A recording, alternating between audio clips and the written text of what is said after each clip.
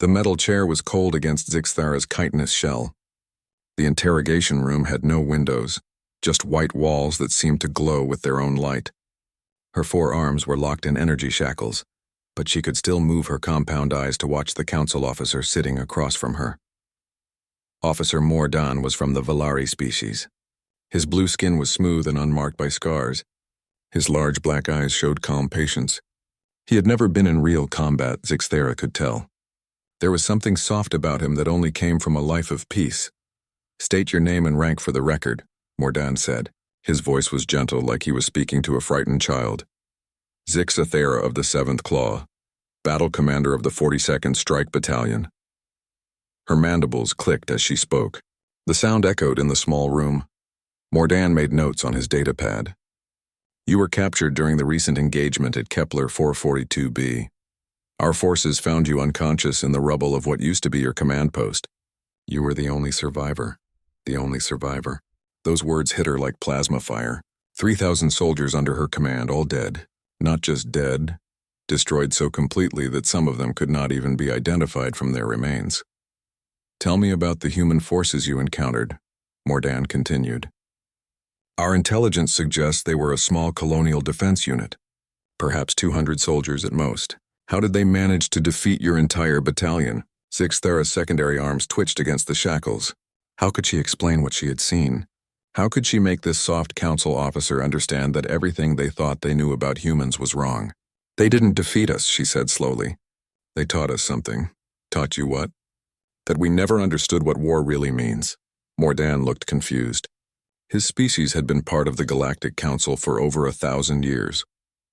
They had fought in 3 major conflicts and won them all through superior technology and strategy. War to them was a series of calculated moves designed to achieve political goals with minimal loss of life. "I don't understand," Mordan said. "War is war. You engage the enemy, you defeat them, you claim victory. What else is there to understand?" Zixthara made a sound that might have been laughter, but it came out more like the clicking of broken glass. "That is exactly what we thought. That is why we are dead." She closed her eyes and remembered the briefing 3 months ago. Admiral Kethvar had stood before the assembled commanders, his ceremonial armor polished to a mirror shine. The mission was simple: secure the mining colony on Kepler 442b. Human resistance was expected to be minimal. The colonists had been there for only 5 years and had no military infrastructure. "The humans fight like children playing with toy soldiers," the admiral had said. "They have no real understanding of combat doctrine. They rely on primitive kinetic weapons and emotional decision-making. You will crush them in a matter of hours." How wrong they had been. The intelligence report said the humans were poorly armed and disorganized, Zixthara continued. They said human soldiers were weak both physically and mentally. They said humans avoided conflict whenever possible, and preferred to run rather than fight. "Those reports were accurate," Mordan said. "Humans are known throughout the galaxy for their peaceful nature. They are traders and builders, not warriors." "No." Zixthara's voice was sharp.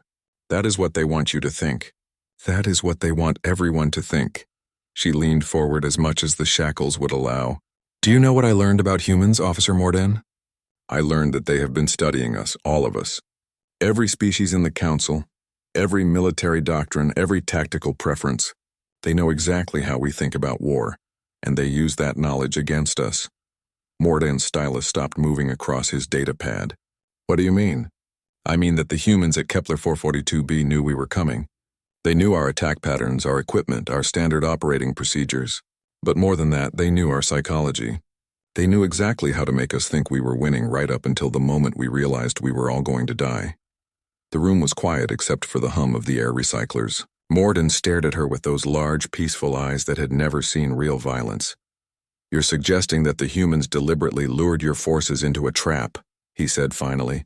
"Not a trap, a lesson. They wanted to teach us something about the difference between their kind of war and our kind of war." "What difference?" Zixthara's mandibles clicked rapidly, a sign of extreme agitation in her species. "We fight wars to win territory or resources or political advantage. We fight until the cost becomes too high, then we negotiate. We have rules about what is acceptable in combat and what is not. We try to minimize casualties, especially our own." She paused, remembering the sight of human soldiers continuing to fight even as their bodies were torn apart by plasma fire. Humans don't fight to win, she said. They fight to end the possibility of ever having to fight again. They don't have rules about what is acceptable. They don't care about minimizing casualties. They care about making sure that anyone who opposes them regrets it so completely that no one else will ever want to try. Morden set down his stylus. You're describing a species of monsters. No, Zixthera said. I'm describing a species that has never known peace. Do you know what I found in the human settlement after the battle was over? What? Libraries, schools, playgrounds for their young. Gardens where they grew food and flowers. Art galleries and music halls. All the things that civilized species create when they want to build something beautiful. Then how can you say they are not peaceful? Because I also found their military academy. Every human settlement has one. Even their smallest colonies train their young in the arts of war. They learn mathematics by calculating artillery trajectories. They study chemistry by learning to make explosives. They read literature about heroes who died gloriously in battle. Zixthera's voice dropped to almost a whisper. Their children play games where they pretend to kill each other, and they laugh while they do it. What kind of species teaches its young that violence is entertainment? Mordan was writing again, but his movements were jerky and uncertain. Perhaps their military training is merely defensive in nature. No, it is comprehensive. It is thorough. And it is designed to create soldiers who see death, their own or their enemies, as just another tool to achieve victory. The interrogation room seemed to grow colder. Zixthera could see doubt beginning to creep into Mordan's eyes. I need you to understand something, Officer Mordan. The humans I fought were not professional soldiers. They were miners and farmers and shopkeepers. But every one of them had been trained to fight from childhood. Every one of them knew exactly how much pain they could endure before they would become combat ineffective. Every one of them had calculated precisely how much damage they could do to my forces even while dying. That's barbaric, that's practical, and it works. Morden stood up from his chair and walked to the far wall. He stood there for a long moment staring at nothing. How many humans are there? He asked without turning around. In the galaxy? No one knows exactly. They don't keep central records that we can access, but our intelligence estimates suggest there might be as many as 50 billion of them, spread across hundreds of worlds. Morden turned around. His face was pale even for a Valari. 50 billion soldiers. 50 billion individuals who have been trained from birth to see warfare as a natural part of existence. 50 billion people who view the rest of us as potential threats to be eliminated. The room was silent again. Finally, Mordan returned to his chair. What happened to your battalion? He asked. Zixthera closed her eyes and let herself remember. They showed us what human warfare really looks like. And then they made sure that one of us survived to tell everyone else. Why would they do that? Because they want the galaxy to know. They want every species, every government, every military commander to understand exactly what they are dealing with. Zixthera opened her eyes and looked directly at Morden. They want us to be afraid. And Officer Mordan? Yes, it's working. 3 months earlier, the transport ships had dropped out of hyperspace like metal thunderclouds. Zixthera stood on the bridge of the assault carrier, watching the green and brown world of Kepler 442b grow larger on the view screen. It looked peaceful from orbit, swirling white clouds over vast continents covered in forests and grasslands. Preliminary scans complete, reported her intelligence officer. 1 major settlement, population approximately 5,000. Minimal defensive installations detected. No orbital defenses. No military vessels in system. Admiral Kethvar nodded with satisfaction. As expected. Begin the assault. I want this wrapped up before the evening meal. Zixthera had felt confident as her troops loaded into the dropships. The 42nd Strike Battalion was one of the finest units in the hegemony military. Each soldier was enhanced with combat drugs that increased their speed and strength. Their plasma weapons could punch through starship armor. Their powered armor could stop anything the humans might throw at them. The first wave of dropships screamed through the atmosphere toward the human settlement. From her command post, Zixthera watched the tactical displays as her forces took up positions around the town. Everything was going according to plan. Target the power station first, she commanded. Then the communications array. I want them blind and helpless before we begin the main assault. The plasma bombardment lit up the human settlement like a deadly fireworks display. Buildings collapsed in showers of sparks and debris. The humans' primitive defensive barriers were swept away like leaves in a storm. Within minutes, the town was dark and silent. "Excellent," Zixthera said to her officers. "Now we advance in standard formation. Sweep through the settlement sector by sector. Accept the surrender of any civilians who—" "Commander!" Her communications officer's voice was sharp with alarm. "I'm detecting movement. Multiple contacts approaching from the north." Zixthera looked at her tactical screen. Green dots were moving toward her forces, but they weren't coming from the town. They were coming from the forest. "How many?" she asked. "Difficult to say. They're using some kind of signal dampening technique. Estimate, maybe 200 individuals. 200 humans against 3,000 hegemony troops." Zixthera almost laughed. "Let them come. This will be over even faster than we thought." The human attack began at dawn. They came out of the trees like ghosts, moving in small groups that appeared and disappeared before her soldiers could get a clear shot. But instead of attacking her main force, they were hitting supply lines and communication relays. "Clever," admitted her tactical officer. "They're trying to isolate our forward units from support. Then we advance faster," Zixthera decided. "Push into the town before they can organize a proper defense." Her troops moved forward in perfect formation. The humans fell back just as she expected. A few sporadic shots came from windows and rooftops, but nothing that posed a serious threat. Her soldiers' armor easily deflected the primitive kinetic rounds the humans were using. "This is almost too easy," her second-in-command observed. "Are we sure this isn't some kind of trick?" "What trick could it be?" Zixthera asked. "They have no heavy weapons, no air support, no orbital bombardment capability. They're just desperate colonists trying to protect their homes." But as her forces pushed deeper into the settlement, something felt wrong. The humans were retreating, yes, but they were retreating in a very organized way.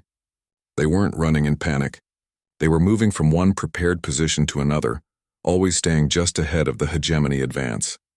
"Commander," her communications officer called out, "I'm getting reports from the eastern sector. Third Company is requesting immediate support."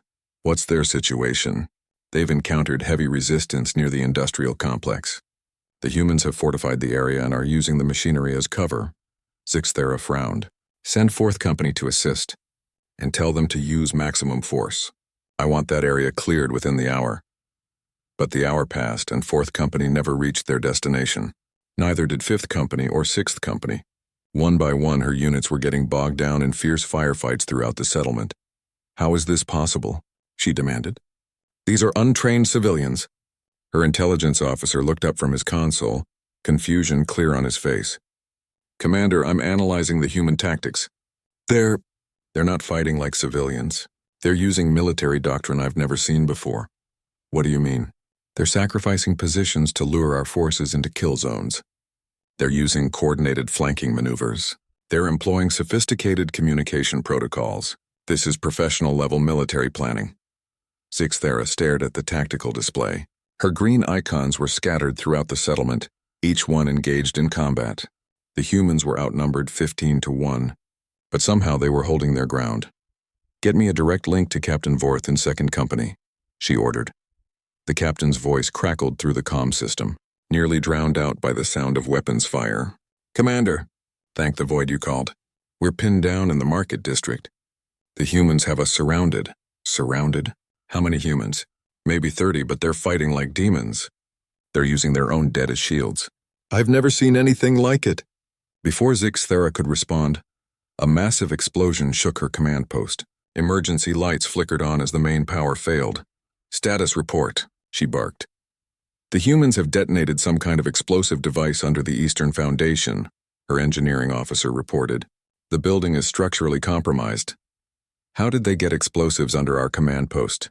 "Unknown." "But, Commander, the explosion came from directly beneath us. They would have had to dig tunnels and place charges before we even arrived." The implications hit her like a physical blow. The humans had known they were coming. They had prepared for this battle in advance. The retreating, the scattered resistance, the seemingly desperate defense, it was all planned. "All units fall back to Rally Point Alpha," she commanded. "We're consolidating our forces and regrouping." But as her scattered troops tried to withdraw, the human attacks intensified. Small groups of defenders emerged from buildings and sewers and underground passages that hadn't existed on any of their intelligence maps. They attacked with a ferocity that defied logic. throwing themselves at hegemony positions, with complete disregard for their own safety. Zixthera watched in horror as her soldiers, veterans of a dozen campaigns, began to break under the psychological pressure. It wasn't just the human tactics that were devastating, it was their attitude. They fought like they had nothing to lose and everything to gain from dying in combat. "Commander," her medical officer's voice was tight with panic. "I need to report something unusual. The human casualties we've recovered, they've been drugged. Combat stimulants? No, ma'am. Pain suppressors. Massive doses. These people should have been unconscious from their injuries, but the drugs kept them fighting until their bodies literally could not continue." What kind of people drug themselves to feel no pain in battle? The kind who have been planning for war their entire lives. As night fell, the true scope of the human strategy became clear. The settlement had been built as a fortress disguised as a peaceful colony. Every building was designed to provide interlocking fields of fire. Every street was pre-sighted for artillery strikes. Every basement connected to a network of tunnels that allowed the defenders to move unseen throughout the battle zone. But worst of all was the realization that the humans could have evacuated. Their ships had been hidden in caves outside the settlement. Their non-combatants had been moved to safety weeks before the hegemony arrived. Everyone who stayed behind had volunteered to fight to the death. Why would they do this? Zixthera asked her surviving officers as they huddled in what remained of their command post. They could have run. They could have negotiated. Why choose to die? Maybe they're not planning to die, suggested her tactical officer. Maybe they're planning for us to die. As if to emphasize his point, another explosion rocked the building. This time the entire eastern wall collapsed, burying 3 of her staff officers under tons of rubble. "How many casualties do we have?" Zixthera asked. "Confirmed dead, 840. Wounded, over 2,000. Missing, 312. 3,000 soldiers reduced to less than half strength in a single day of fighting, against 200 colonists who should have been farmers and shopkeepers." "Commander," her communications officer said quietly, "I'm picking up a transmission from the humans. It's directed specifically at you. Put it through." The voice that came through the speakers was calm and measured, speaking perfect hegemony standard. It was a woman's voice, middle-aged, with the kind of confidence that came from years of command experience. "Commander Zixthera of the 42nd Strike Battalion. My name is Colonel Sarah Chen, formerly of the Earth Defense Force, currently serving as militia commander for Kepler 442b Colonial Defense Unit.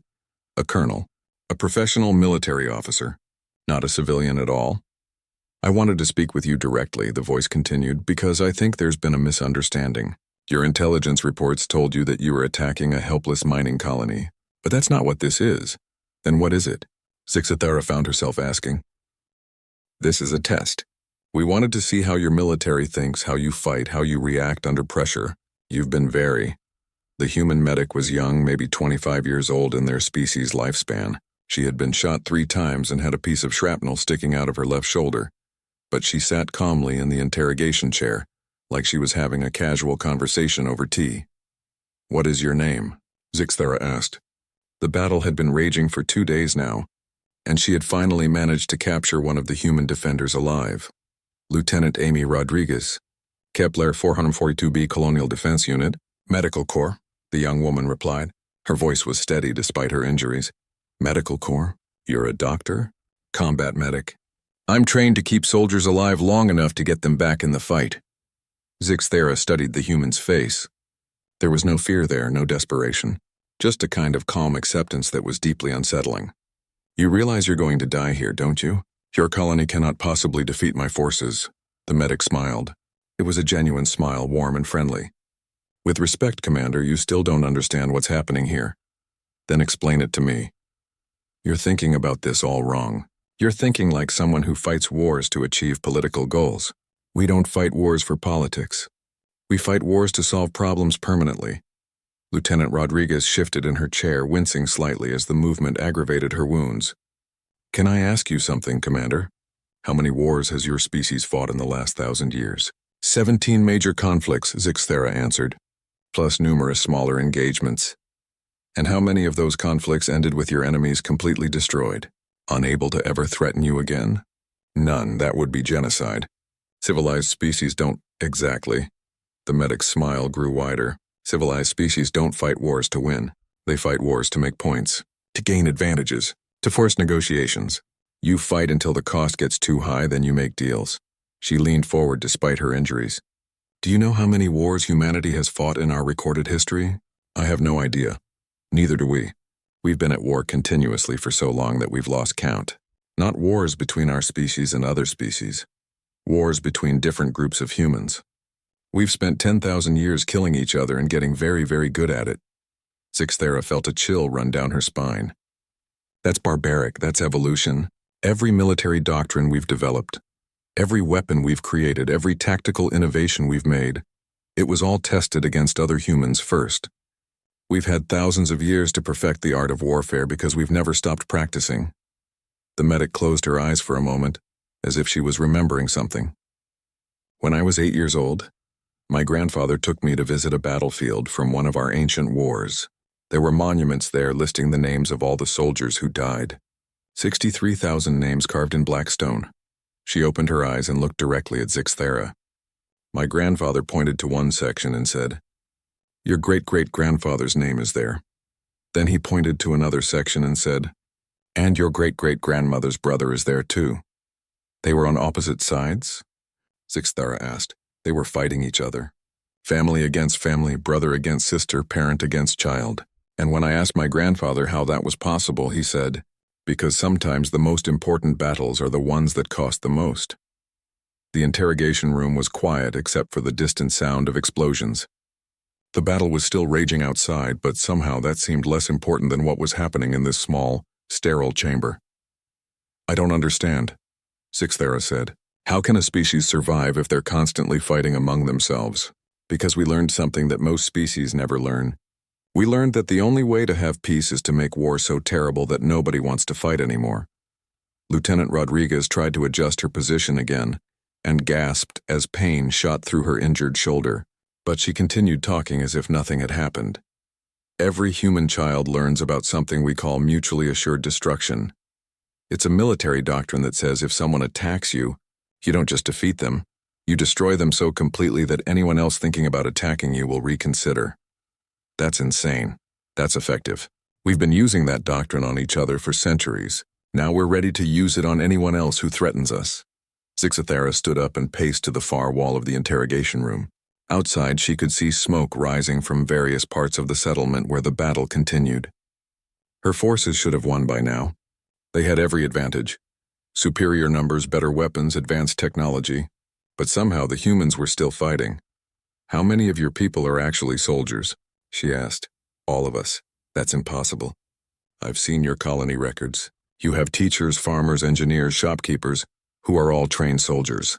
Every human settlement maintains a militia. Every human citizen receives basic military training. Every human child learns to shoot before they learn to read." The medic's voice was matter-of-fact, as if she was discussing the weather. The teacher who ran our elementary school was a former sniper. The man who owned the bakery was an explosives expert. The woman who delivered our mail was a communications specialist. We're not pretending to be civilians, Commander. We're soldiers who happen to have other jobs when we're not fighting. But why? Why live that way? Because the universe is a dangerous place. And we've learned that the only species you can really count on is your own. Everyone else is a potential threat. Lieutenant Rodriguez coughed and blood appeared on her lips. Her injuries were getting worse, but she showed no signs of distress. "Can I tell you something about human psychology, Commander? We have a concept called acceptable losses. It means we calculate in advance how many of our people we're willing to sacrifice to achieve a goal. Every military does that. Not like we do. When your species calculates acceptable losses, you try to minimize them. You look for ways to achieve your objectives with the smallest possible cost in lives. When humans calculate acceptable losses, we look for the maximum damage we can do to our enemies. And then we figure out how many of our own people we're willing to trade to achieve that damage." She smiled again, and this time there was something terrifying about it.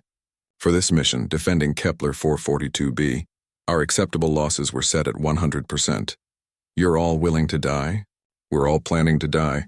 The question is how many of your people we can kill before that happens. Zixthera felt her legs go weak. She had to lean against the wall to keep from falling. "That's not military strategy. That's suicide. No, Commander. Suicide is when you kill yourself for no reason. This is sacrifice. We're dying to teach you something important. What? That humans are not like other species you've encountered.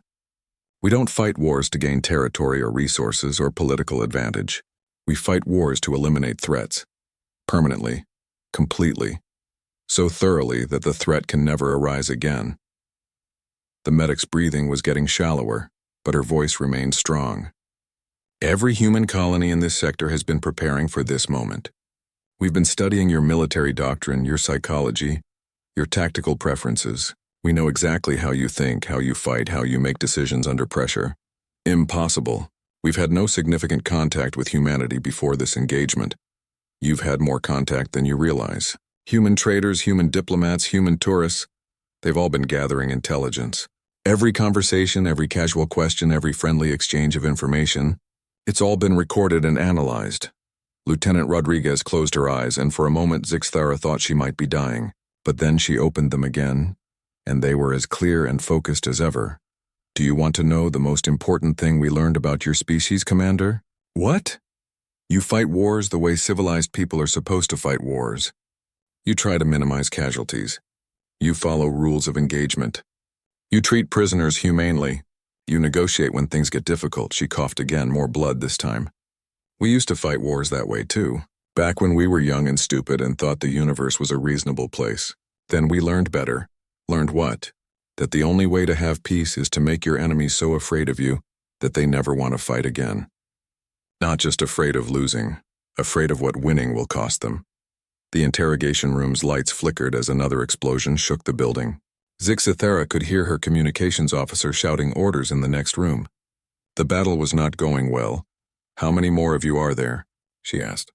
In this settlement. Alive? Maybe 40 or 50 by now. But that's not the right question, Commander. What's the right question? The right question is, how many more human settlements are there? How many other colonies have been preparing for war while pretending to be peaceful trading posts? How many other planets have been turned into fortresses disguised as agricultural centers? Lieutenant Rodriguez smiled one last time. The right question is, if a few dozen farmers and shopkeepers can do this much damage to your elite military unit, what do you think a real human military force would do? Her eyes closed, and this time they didn't open again. But her words echoed in Zixthara's mind long. Officer Morden's hand shook as he accessed the Council's central database. Zixthara's testimony was so disturbing that he needed to verify her claims about human history. Surely she was exaggerating. Surely no species could be as violent as she described. Computer. Display all available information on human civilization and military history, he commanded.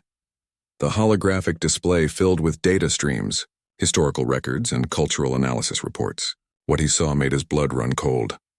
Impossible, he whispered. The record showed that humans had been engaged in organized warfare for over 6,000 years of recorded history, not occasional conflicts, not territorial disputes that lasted for months or years. Continuous, systematic, industrialized warfare that never truly ended. Computer, analyze human military innovations and their dates of origin. New data cascaded across the display. Every major technological advancement in human history had military applications. Agriculture had been developed to feed armies. Mathematics had been refined to calculate artillery trajectories. Chemistry had evolved to create more efficient explosives. Even their medical knowledge had grown primarily from the need to treat battlefield injuries. Show me human literature and entertainment, Morden said, hoping to find evidence of a peaceful culture beneath the military facade. The results were even more disturbing.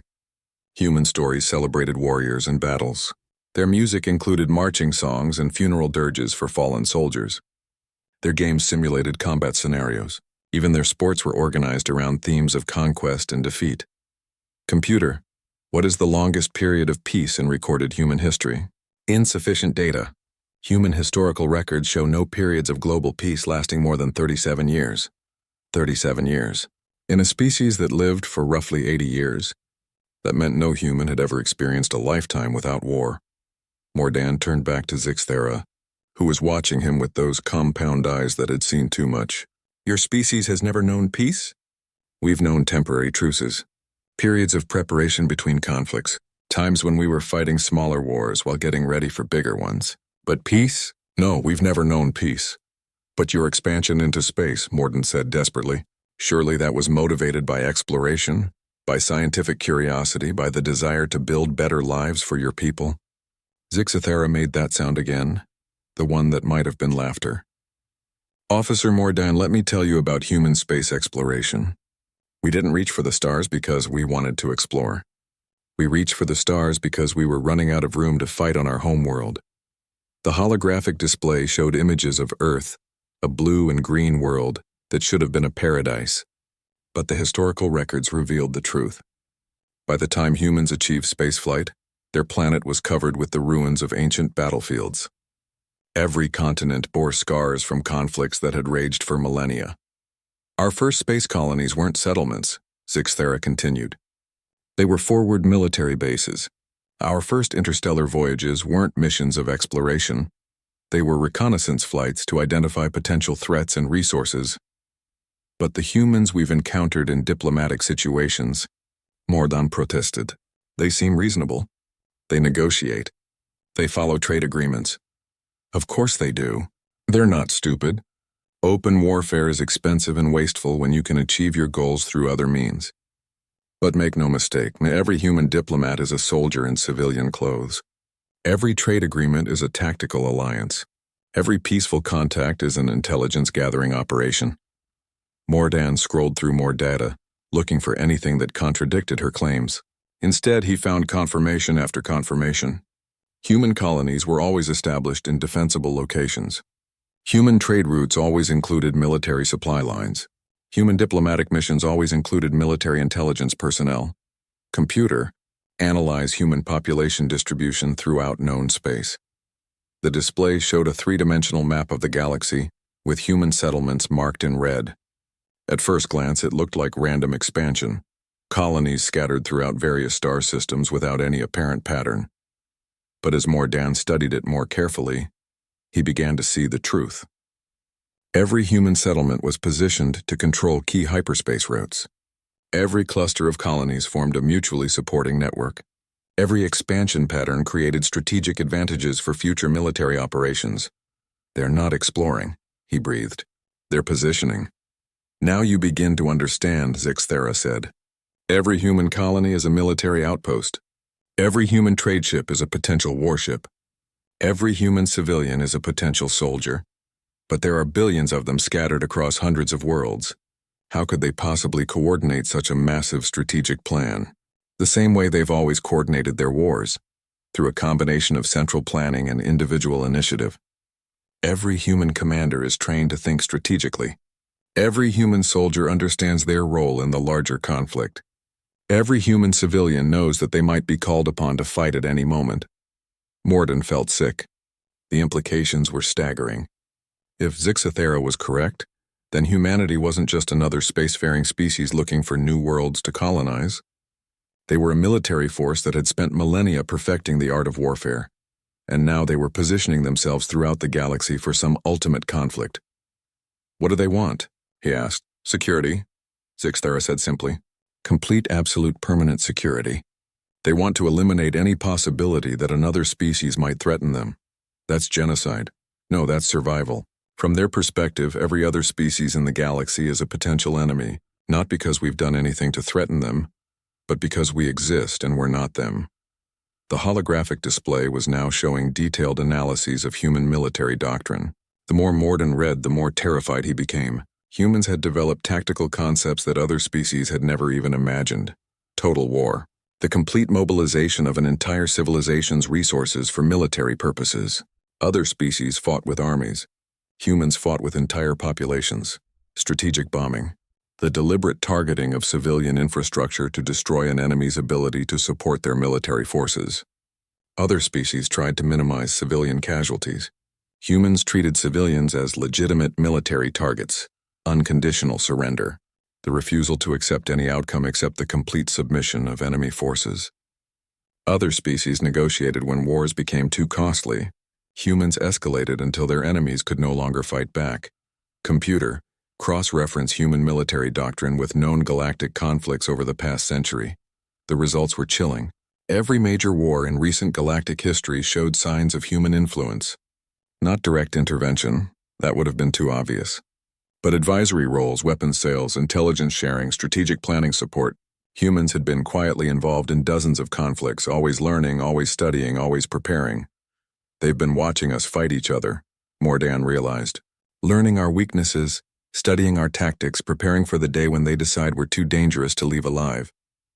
Now you begin to understand why I tried to warn you, Zixathera said. The battle at Kepler 442b wasn't an isolated incident. It was a field test. They wanted to see how quickly they could neutralize a modern military force using minimal resources. And the result? 3,000 elite soldiers defeated by 200 colonists in less than 72 hours. Mordan stood up and walked to the observation window. Outside, he could see the peaceful corridors of the council station, filled with representatives from dozens of species who believed they were living in a civilized galaxy where conflicts could be resolved through negotiation and compromise. None of them realized they were sharing space with a species that viewed them all as potential threats to be eliminated. What do you think will happen next? He asked. I think humanity will continue their expansion. They'll establish more colonies, build more ships, train more soldiers. They'll continue to present themselves as peaceful traders and explorers while secretly preparing for war. War against whom? Against everyone, Officer Mordan. Against every species that isn't human. Because in their view, the universe is only big enough for one truly successful civilization. Mordan turned back to face her. Surely you're exaggerating. No species could be that ruthless. Officer Mordan, let me ask you a question. How many species has the Galactic Council encountered that were completely extinct by the time we found them? I don't know exactly. Several dozen, I suppose. 43, Zixathera said. We've found the ruins of 43 civilizations that destroyed themselves through warfare before they could achieve spaceflight. Do you know what all of those civilizations had in common? What? They were all located in star systems that humans have now colonized. The room fell silent. Mordan felt like the floor had disappeared beneath his feet. You're suggesting that humans deliberately destroyed those civilizations? I'm suggesting that humans learned something from studying those ruins. They learned that species who don't expand aggressively into space tend to destroy themselves eventually. So they decided to expand first and destroy their competitors before those competitors could become a threat. That's monstrous. That's practical. From a human perspective, every other spacefaring species represents a potential E. The emergency session of the Galactic Council had been called within hours of Officer Mordan's report. Representatives from 47 different species packed the great chamber, their voices creating a cacophony of alarm and disbelief as they discussed the implications of Zixathera's testimony. Chancellor Vextar of the Altarian Republic stood at the central podium, his tall crystalline form reflecting the chamber's lights like a living prism. His voice resonated through the chamber's translation systems in dozens of languages. Order. We must have order, he called. We are here to discuss a threat that may affect every species in known space. The noise gradually died down as representatives took their seats. Zixathera sat in a specially designed chair near the podium, her energy shackles removed but her guards still present. She looked small and fragile, surrounded by the galaxy's most powerful leaders. But her compound eyes remained alert and focused. Commander Zixathera, Chancellor Vextar began. You have made extremely serious accusations against humanity. You claim that their entire civilization is organized around preparation for galactic warfare. Do you stand by these claims? I do, Zixathera replied. Her voice was transmitted throughout the chamber by the translation system. Everything I have told you is based on direct observation and captured intelligence. Ambassador Klondike of the Centaurian Trade Federation raised a tentacle. With respect, Commander, your testimony is based on a single battle against a colonial defense force. How can you extrapolate from that limited experience to make claims about an entire species? Because it wasn't a single battle, Ambassador. It was a systematic demonstration designed to show us exactly what we're dealing with. Zixathera activated the holographic projector built into her chair. Images filled the air above the assembly. Tactical displays, casualty reports, and intercepted communications from the battle at Kepler 442b. Look at these numbers, she said. 3,000 elite hegemony soldiers equipped with the finest weapons and armor in known space, defeated in 72 hours by 200 human colonists using equipment that our intelligence classified as primitive. Perhaps your intelligence was wrong, suggested Representative Morthak of the Draconian Empire. Perhaps the human weapons were more advanced than you realized. No. We recovered their equipment. Their weapons were exactly what we expected. Chemical propellant firearms, conventional explosives, basic communication gear. The technology wasn't the advantage. The psychology was the advantage. Dr. Yilnith of the Scientific Consortium leaned forward in her chair. Can you explain what you mean by psychological advantage? I mean that humans think about warfare in ways that never occurred to us. They don't fight to win battles. They fight to destroy their enemy's will to resist. They don't minimize casualties. They maximize the impact of every casualty on enemy morale. Zixthera changed the display to show images from the battle's aftermath. Look at this. They could have simply killed my soldiers and been done with it. Instead, they arranged the bodies in patterns designed to create maximum psychological trauma for the survivors.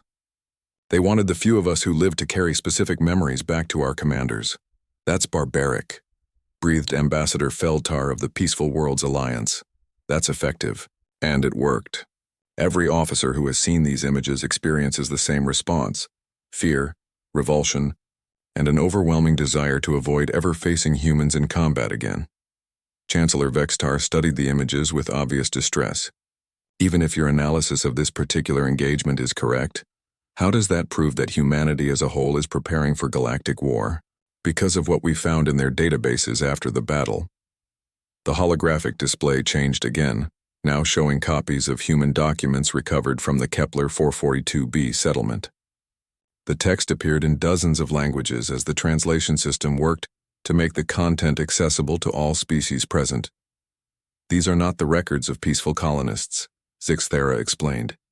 These are military planning documents going back decades, population assessments for every major council species, tactical analyses of our military doctrines, strategic evaluations of our industrial capabilities, resource inventories of our homeworlds.